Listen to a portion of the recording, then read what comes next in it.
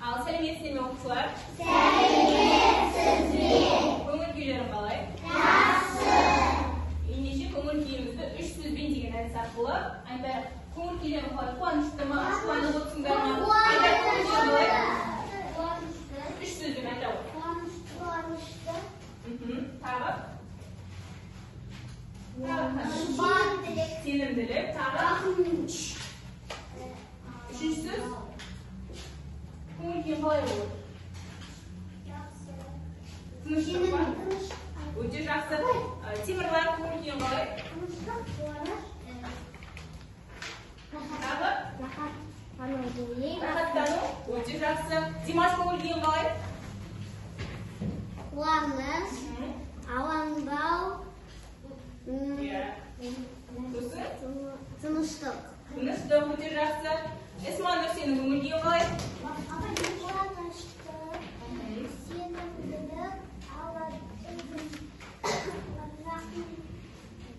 Рахаттану. Өте жақсы. Онда көңіл күйлерің жақсы болса, сабағымызды әрі қарай жалғастырайық. Бізде үйге тапсырма өткен жолы ғарыш денелері туралы өтті. Үйге тапсырмасын қайталау үшін бізде алып ғаламшарлар мен жер тобындағы ғаламшарларды екіге бөлген болатын. Соны бүгін екі топқа бөліп қарастырайық. Жер тобындағы ғаламшарларға қандай ғаламшарлар кетті? Алып ғаламшарларға қандай ғаламшарлар кететінін айтайық. Ал бірінші жер тобындағы ғаламшарларға қайсы жатады? Анар жер тобындағы ғаламшарларға қайсы жатады?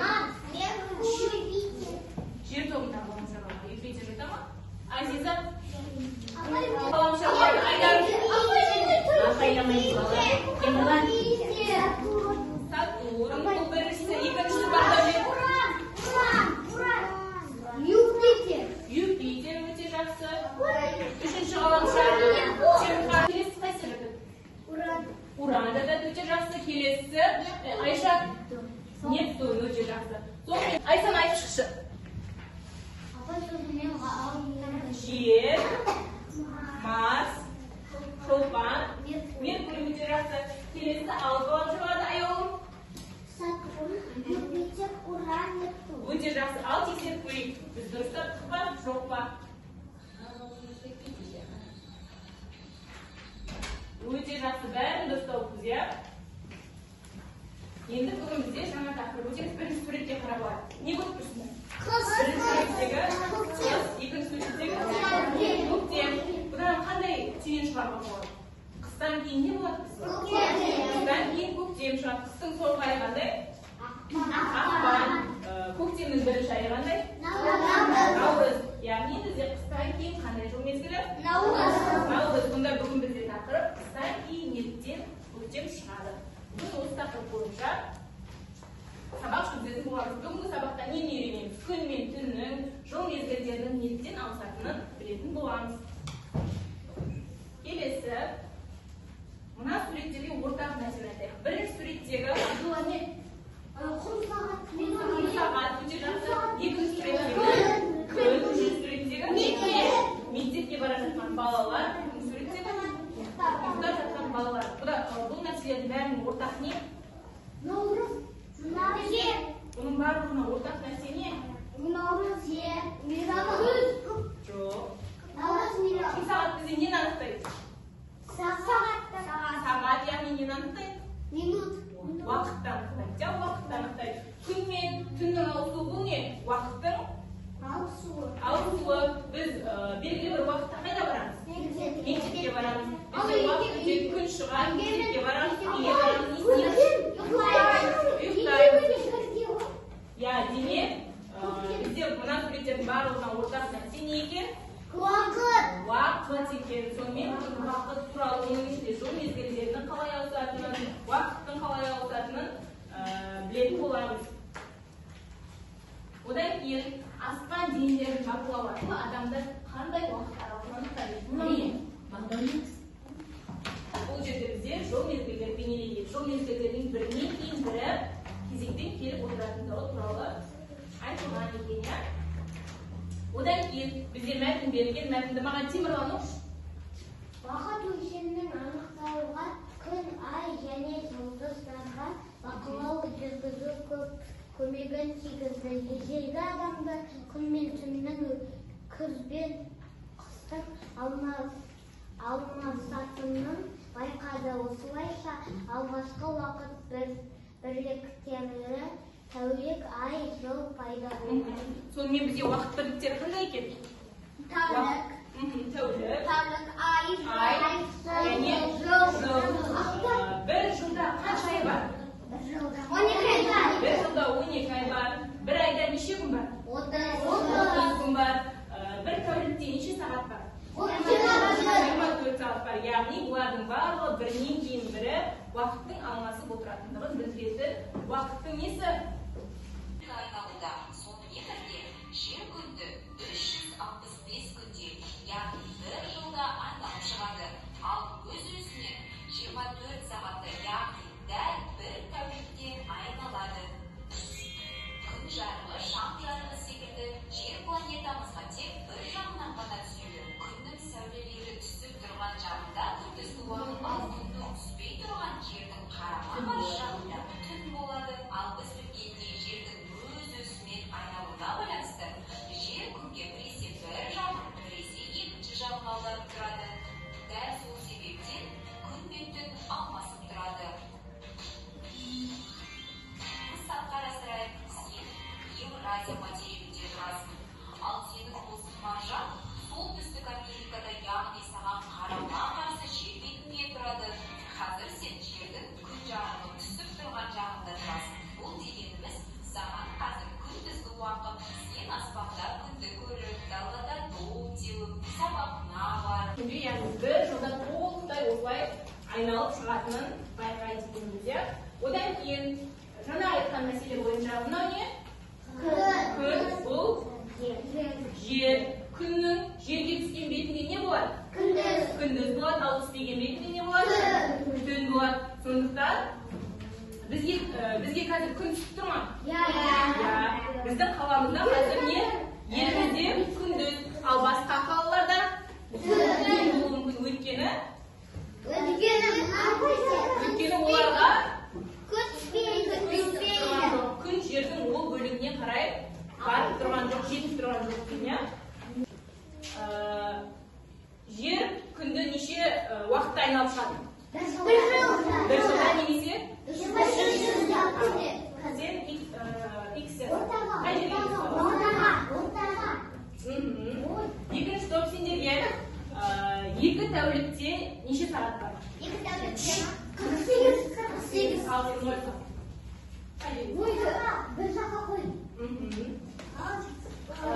Сендерге сұрақ Абдулланың тобына екі айда неше күн бар? Екі айда ма? Екі айда неше күн бар? Bir ayda неше күн бар? Соны екеу. Екі айда 6 күн бар. Дұрыс жауап бер, айда жауап бер. Қай жерге саламыз? X-ті. Сендер жеңілінше қалыңдар. Сендерге екінші топқа екі аптада, 3 аптада неше күн бар? 3 аптада неше күн? 21. Сен қай жерге саласың? Өте жақсы. Бірінші топ, Абдулланың тобы. Жауап беруге тырысамыз. Сендерге сұрақ. Апта күндерін ретінен айтшы. Кім айтады? Аруна. Апта күндері, апта күндері. Тыңдаймыз. Дүйсенбі, сейсенбі, сәрсенбі, сенбі, бейсенбі, жұма, жексенбі. Өте жақсы. Қай жерге саласың? Қай жерге саласың? Жоқ, Абдулла. Егер оған.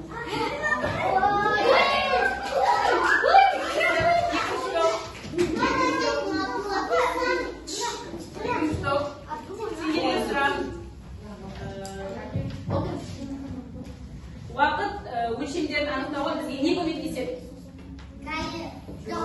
Уақыт өлшемдері.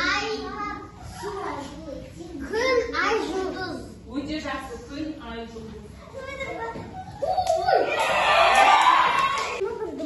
Білді.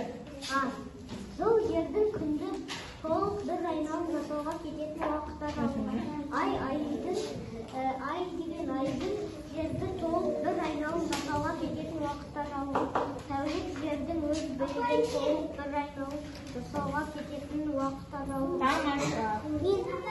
Birinchi аяқтағандар қыстың қай айынан басталады? Қаңтар айынан басталады. Bir ayda неше күн бар? Ақпан айынан басқа 30 немесе 31 күн бар. Келесі бір аптада неше күн бар? 7 күн бар. Келесі аптаның соңғы күні жексенбі, бір тәулікте неше сағат бар? 24 аяқтан жыл, қаңтар,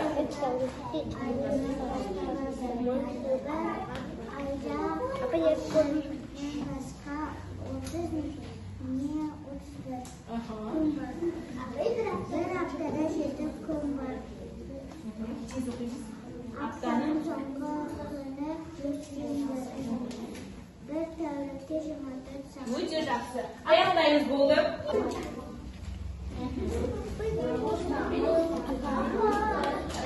Ал болды. Енді бізде орнымыздан тұрайық.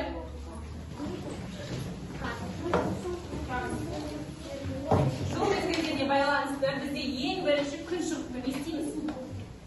Самал желді саламыз. Қозғалмайды, орнымызда тұрамыз. Енді жаңбыр сіркіреп жауды. Сонымен не істейміз? Қартамыз. Қатты жауды. Дауыл болды. Ал дауыл тоқтады, жаңбыр жауды. Қатты жауды жаңбыр. Жай жауды. Қайтадан күн шықты. Жаңбыр жауып бастады. Қатты жауды.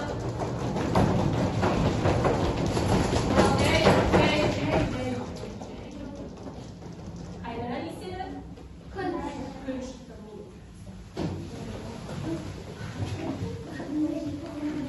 Енді біз сен білесіңдей ақпан айы туралы мәлімет айтып тұр. Жаңа ақпан қыстың соңғы айы. Барлық Ақпан қыстың соңғы айы. Ақпан сөзі ақ, ықпа, яғни ақ.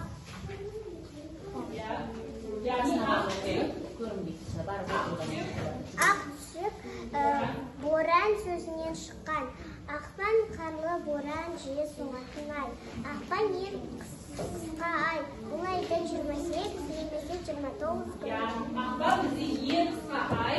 Бұл айда неше күн бар? 28 немесе 29 күн. Қай кезде болады? Қанша уақытта болады? 4 жылда бір рет ақпан 29-нан өтеді. Сол жылды біз не деп атаймыз? Кібісе жылы деп атаймыз. Яғни ақпан айы 29-нан біткен жылды не деп атаймыз? Кібісе жылы. Бұл қанша уақытта болады? 4 жылда бір рет. Бірінші жылы 28-нен бітеді, екінші жылы 28-нен бітеді, үшінші жылы 28-нен, ал төртінші жылы 29-нан бітеді. Сол жылды не деп атайды екенбіз? Кібісе. Қайта ойлаймыз, қандай жыл? Кібісе жыл. Түсінікті ма? Сұрақ түседі, сол сұраққа жауап бересің. Бүгінгі айтылған мәліметтер бойынша жауап бересің. Мен қошатырды қозғалып тұрамын, қай жердегі сұрақ түседі, соған жауап береміз.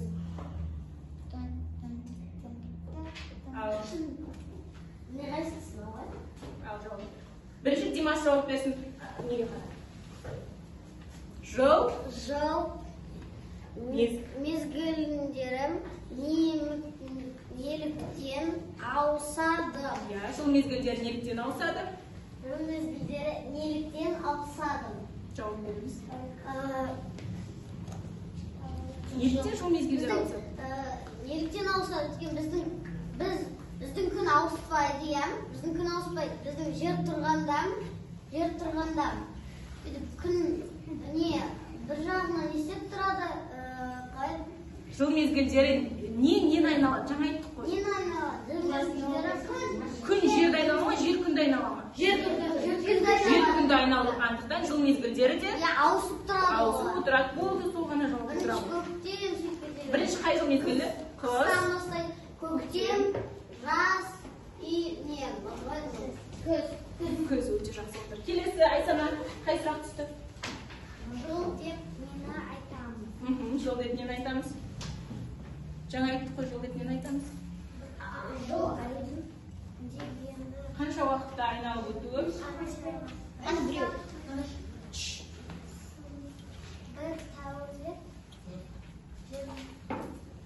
Қанша уақытта? Bir жылда неше күн бар? Bir ay. Қанша?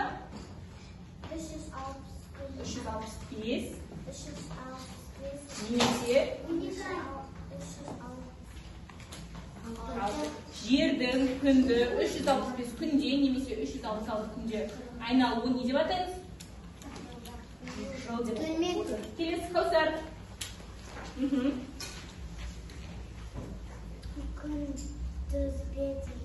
Күндізбе дегеніміз не? Жағдау.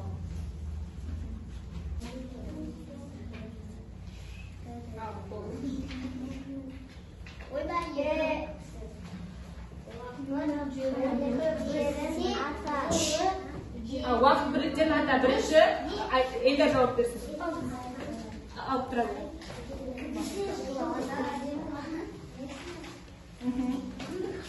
Уақыт бірліктен ата Эльдар атады қой.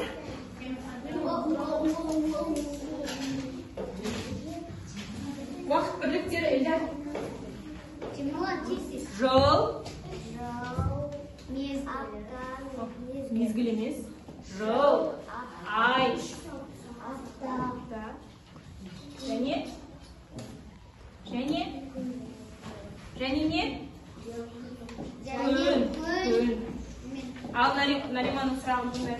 Көбесі жылы дегеніміз. Көбесе жылы дегеніміз. Қай жылды біз көбесе жылы деп атаймыз? Ақпан айы неше күнмен аяқталған уақытын? Нешесінен біткен уақытын? 29-да біткен. Ол қанша уақытта келеді? 4 жылда. 4 жылдан бір уақыттан. 4 жылда бір рет келетін уақыт. Не деп атаймыз? Көбесе жылы деп атаймыз. Соңғы уақыт өлшемдерін анықтауда нелер көмектеседі? Уақыт өлшемдерін анықтауда не көмектеседі? ай, жыл. Бақта не түсіндік маған осы әуе шарына жазып береді және де мына бетте не болып тұр бізде? Түн, яғни ауа райы бұлтты болып тұр мына жақта. Күн шығып тұр. Сендердің көңіл күйлері қалай? Күнді болса мына жаққа жазып тұрамыз. Онша емес болса сабақ ұнамаған болса түн бетіне жазып тұрамыз. Ал мынаған бүгін сабақта не білдіңдер соны жазасыңдар. Апай. Тез жазамыз. Қандай анықтамалармен таныстық?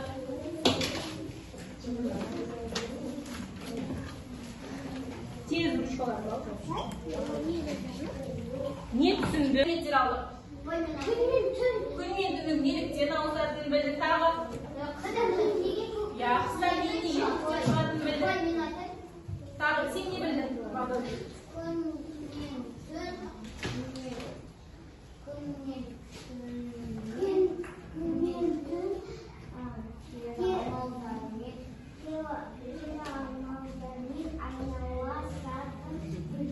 Өте жақсы. Күн мен түн кері айналама бір-біріне. Жақсы. Жоқсың, Кәусар оқсын болсын. Бүгін мен күн жерді айналмайтын. Күн жерді айналмайды. Нен айналады да? Жер? Күнді. Өте жақсы. Кім болды? Кәусар айтамын.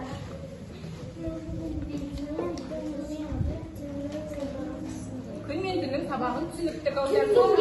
Бүгін сабақ аяқталды. Үй тапсырмасына